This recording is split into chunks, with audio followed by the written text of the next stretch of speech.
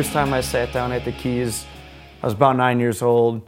Wasn't really digging it, but with the encouragement and support of my parents, once I learned to play a little bit, I fell in love with music. A couple years later, I wound up teaching myself to play guitar. Came real natural. Before you knew it, I was playing drums and bass guitar too.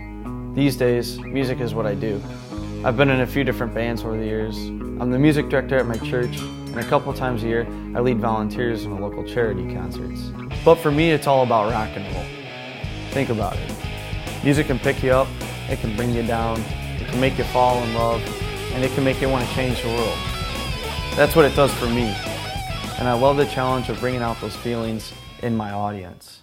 Rock and Roll Fantasy Camp was an awesome experience.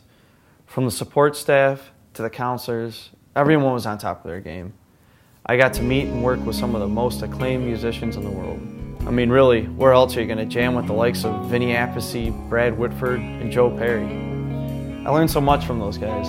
Stage presence, production techniques, and I can't tell you how much it improved the synergy I have with my band, Flatline Revival.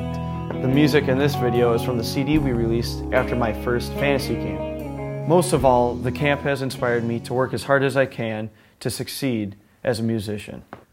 I think I'm a good pick for the Rock and Roll Fantasy Camp Hall of Fame for a couple of reasons. First of all is my musical diversity, just based on the number of instruments and styles of music I play. What it really boils down to, though, is that I love rock and roll, and this is where I belong.